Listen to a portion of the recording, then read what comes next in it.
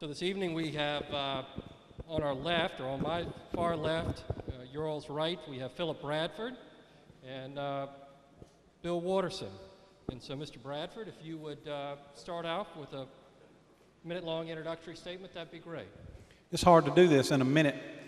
I do want to say thank you for everybody coming out and showing interest in this. My name is Philip Bradford. I've been with the City of Covington Police Department for 26 years. This November will be 27 years of service I've given. Throughout my years of service, I started in 1985 with the police department, and I began working in the jail there at 18 years old. I worked my way up through the jail and done about everything there is to do in the police department in every division. In 1995, I went to the Drug Enforcement Administration as a task force officer, where I worked federal cases, and we arrested major violators in like cartels, if you will. I've testified in federal court many times, and I think that my experience here will show tonight, and I pray that you'll keep an open mind and know that experience or tenure is not experience. Tenure is not experience. What you've done during that tenure is experience. And but thank you for being here tonight. Good evening. My name is Bill Watterson. I have worked here at the Newton County Sheriff's Department for 23 years. And prior to that, for 4 years, I was active duty military with the United States Air Force. When I first started at the Newton County Sheriff's Department, I started out in the detention center and worked my way up through the road. I went to patrol, and I actually went to East Metro Drug Enforcement Team, which is our narcotics unit. I then went to back to patrol again, where I ran the Tri-County Sheriff's Task Force, which is a uniform task force that went to Newton, Walton, and Rockdale County. I then went to back to patrol, where I was a shift commander for many years, and at that point I went to investigations, where I was an investigator, and from there I went back to patrol again as a night shift commander, and until recently I was the assistant patrol commander. I've been here at the Newton County Sheriff's Department through every aspect of it, and I'm from Newton County, my family's here, and I have a vested interest in our community. Thank you. Thank you, Bill. Bill, you can hold the mic. You're going to first question. What role do you see the sheriff's office playing with the chamber and its business community? In a nutshell, why should the business community care who's the sheriff? I think that the Sheriff's Department has a very important role. Whenever somebody's looking to relocate their family or their business, the first thing they want to look at is the schools. And we have a school system that's hit a couple of bumps, but my wife is a school teacher. She teaches at Herd Mixon Elementary. And we've got a lot of very dedicated professional teachers. We need to continue that tradition. But the second thing they look at is our crime reports. They want to know what type of crime we have, first of all, their surrounding neighborhood where they want to look at. They want to know if there's been any homicides, burglaries. Of course, the sexual offenders, they go on the GBI website, they're going to take a look at that. The Sheriff's Department plays such an important role with combating that crime, keeping our homicides down low, solving those crimes, solving the metal thefts, solving the burglaries, the catalytic converter thefts, entering autos, because they want to feel safe in their community. That's one of my biggest platforms, is safety for our community. If we don't have that, we're going to look like a metro county. Newton County's got a lot of great assets right now, and I think now is the time for us to make good decisions on our leaders. We need to be looking towards the future. We need to be giving something for those people that's going to move into Newton County. We need to have a good school board. We need to have a good sheriff's department. We need our crime low, and that's what's most important. Mr. Bradford, you want to repeat the question? No, I'm good. Okay. Your sheriff's department is very important in the role of our business aspect of our community. Like Billy said, the school system, they're going to look at what are our schools like. Our school resource officers here in Newton County, we have about 12 resource officers in our middle and high schools right now. One is a certified school resource officer who knows how to deal with a juvenile. One. That person used to be a City of Covenant police officer, and that's where he got certified at. And Billy tells everything of what we should do, and he's exactly right. But I'll tell you what I'm going to do to bring the citizens and the economic growth to Newton County, and that's reduce crime and the quality of life. That's very important, and that's what people look at. They read the paper, they look back, they look on the news blogs of our local paper to see what's going on. And in my experience, I'm a hands-on guy. I've done it. I've been out there. I didn't spend my career sitting behind a desk. As I worked at East Metro Drug Enforcement Team, we had 4 people. And during that time, we had record numbers, more numbers than the past 8 guys at East Metro in making cases, making quality cases. I've made more cases in the years of my experience in Covenant Police Department than probably any other officer in both agencies can say that they've made. Just the numbers that I've done backs it up. And that's what's important to our community and to the business that's coming here, is what they see in our schools and in our crime rates. Thank you. Yeah, you can hold it. We're going to stick with you, Philip. Second question. The Chamber of Commerce has been a 10-year proponent of the alcohol referendum. It appears that the Board of Commissioners is prepared to finally pass that and allow the citizens of Newton County to vote. Do you have any concerns with the referendum and your ability to ultimately police it? Yes, I do have concerns with the referendum. However, I have no control over it because it's going to go to the voters, and the voters are going to decide that. I'm a Christian. I attend Newton Baptist Church, and I say no to alcohol. But the fact of the matter is, it's here, and it's in our community, and we have to deal with it. This brings, we look at what the tax base is and what it brings to the communities. How many times do you, as an individual, ask your wife, if it's anything like my household, where we're going to eat tonight, and then it's a big argument, it's a long thing of, how deciding where to go eat. And typically you wind up going to Conyers because the restaurants aren't here. And if it brings that, then it's going to bring more tax base to our community that we're spending right here. And then how many times do you go out to eat and then you got to go by Walmart? Well, guess what Walmart they're going by? They're going by the one in Conyers after they eat. So it would just keep all that right here in Newton County if it's voted in. I'm good. If that's going to be a referendum, it's going to be up to the voters to decide. As sheriff, what I would do is I would first bring in education. If somebody's going to drink and drive, they're going to get behind the wheel. If somebody's going to drink, that's one of the gateways to domestic violence. They're going to do it. One of the things I would like to see is MAD come in to our community and take an active role. I'd love to see SAD come in, which is Students Against Drunk Driving, come into our schools. That's one of the things I think is going to be a main important key to is education against DUIs. I would also like to partner with the Celebrate Recoveries that we have going on. Those are the only things that we could really do to combat, is to educate, but then the sheriff's office role is enforcement.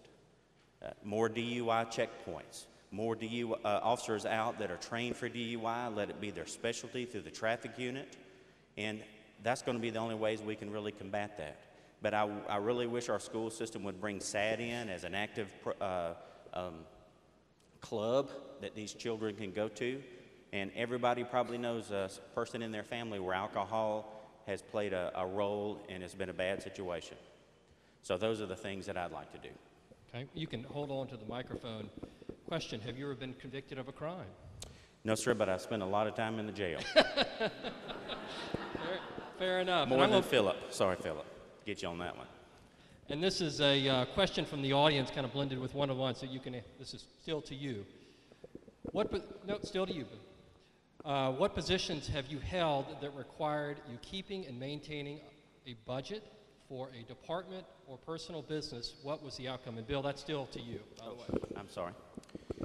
As the Assistant Patrol Commander, it's my responsibility to maintain the overtime, watch the overtime, the comp time, and make sure that we didn't spend a lot of money over budget at the Sheriff's Department, and that's one of the things I can tell you, the overages are not comp time and overtime. In the past, I've purchased vehicles for the Sheriff's Department. I haven't had that hands-on exactly what that the Sheriff does, because that's the Sheriff's main role, along with finance. But I do have those things in my background, and of course, maintaining the fleet of the patrol cars is one of my responsibilities, making sure that they were safe, they had good tires, oil change, and that they were in good working order. So that's about it. Okay. Mr. Bradford, how about you? Have you ever been convicted of a crime? No, sir, but I've put a lot of people in jail. And how about, what was the next question? and the second question is, what position have you held that required you keeping and maintaining a budget for a department or a personal business? What was the outcome? My budget experience is I attended Mercer University's Public Safety Leadership Institute, where I took a course on budget management. When I was the commander of East Metro Drug Enforcement Team in 2005 to 2007, we had a budget there of just under $300,000, where I had to manage that entire budget, and I kept that budget balanced throughout the entire time there. We had audits yearly through the state, CJCC, and the federal government with the Byrne Grant. We were audited. Everything was always in line and perfect. Then at the police department, I have to manage the budget for my division. I'm a captain with the Covington Police Department's Criminal Investigation Division, which also encompasses narcotics, and I also oversee that budget of my division, and have to be sure that those monies are spent properly. Thank you. All right, still to you. Building on the budget a little bit, so the relationship between the Board of Commissioners and the Sheriff Department has been at times contentious, especially when it comes to budget and spending. How do you see the relationship with the Board of Commissioners, and what do you see as their role in controlling the purse strings? Controlling the what? Purse strings, the money. Well, they control it all. What I would do is build relationships as I first go into office when I'm elected, and work closely with the Board of Commissioners. It's very simple, ladies and gentlemen.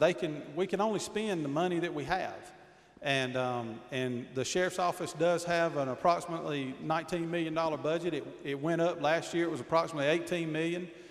They gave 5 paid holidays back to the workers. There's roughly 550 workers in Newton County, and they gave 5 paid holidays back this year. They just approved the budget, I think, last Tuesday night.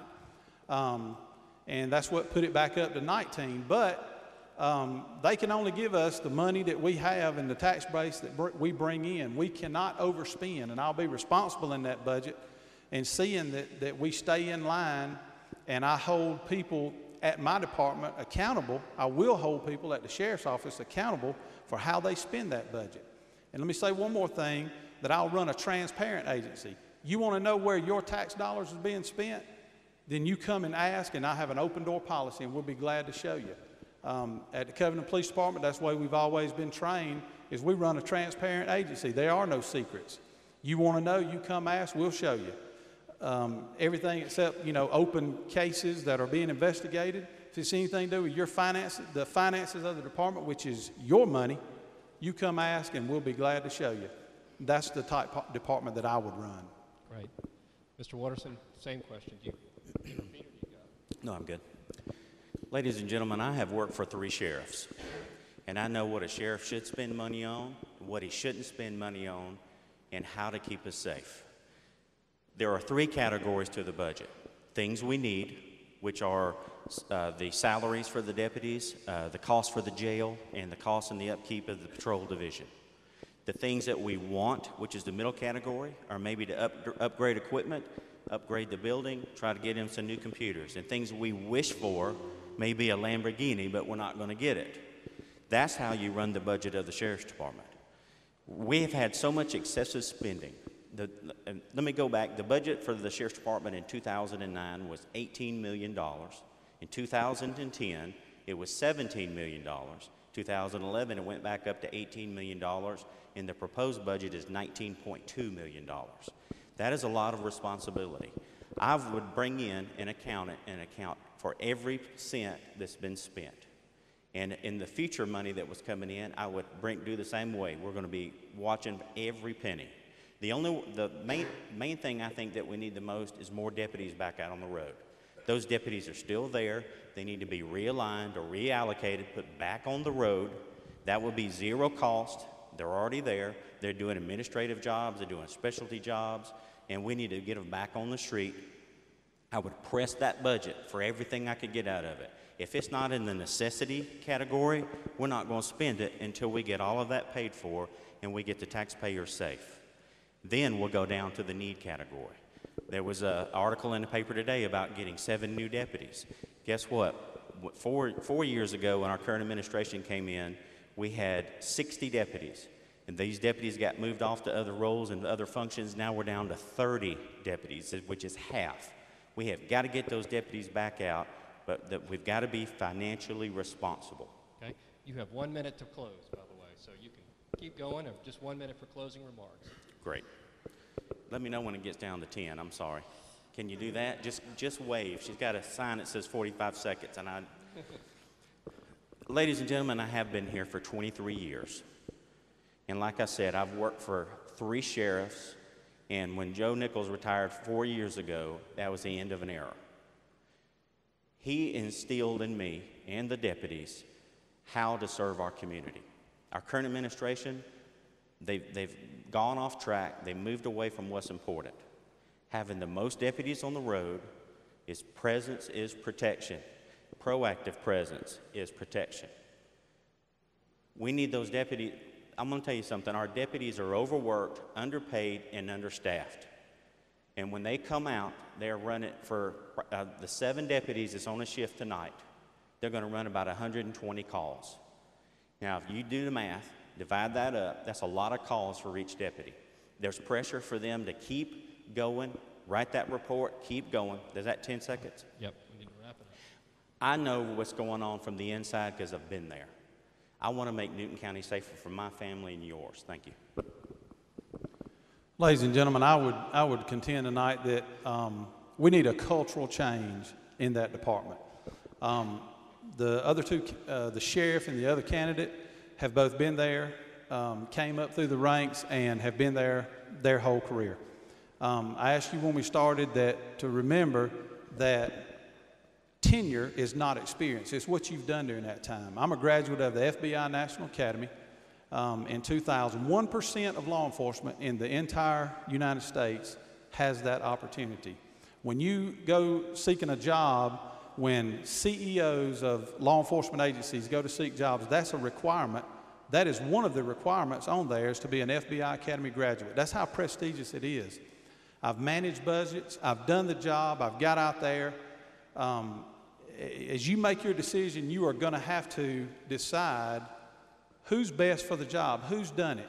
And it's that person with the experience to get out here and get it done, and I'm that person. And I would ask you to vote for me on July 31st. Thank you.